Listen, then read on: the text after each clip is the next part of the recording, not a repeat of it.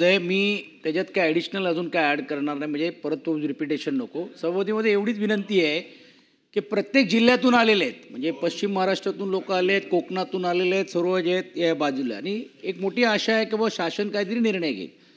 जसं भाईंनी सांगितल्याप्रमाणे उपमुख्यमंत्र्यांनी एक सकारात्मक म्हणून घेऊन मिटिंग घेतली, बैठक घेतली, निर्णय देखील दिला की 15 दिवसामध्ये आपण मुंबईमध्ये कशी घरं द्यायची. सभापती महोदय, मुंबईमध्ये 15 दिवसात घरं कशी द्यायची याचा अहवाल राहिला बाजूला. म्हाडानी त्यांच्या प्रत्येक 80-90 हजार लोकांवरती SMS टाकून वांगी आणि शेळूचं जर तुम्ही घेतलं नाही तर तुमचा हक्क संपून जाईल, म्हणजे एका प्रकारे प्रेशर टॅक्टिक्स केलं. त्यामुळे लोकांमध्ये एक असंतोष आहे. आमचा प्रयत्न आहे की सकारात्मक सरकारशी चर्चा करून याच्यातून मार्ग निघावं. पण माननीय मुख्यमंत्री पण ज्यावेळी सकाळी पायऱ्यावर आले ते बोले मी कळवतो, कारण हा विभाग माझ्याकडे नाही पण हाऊसिंगचा आहे. आता माननीय उपमुख्यमंत्री महोदयच्या पहिला निरोप आला की बा ते येणार आहेत किंवा ते भेटणार आहेत. त्याच्यानंतर निरोप आला की बा शंभूराजेजी भेटतील.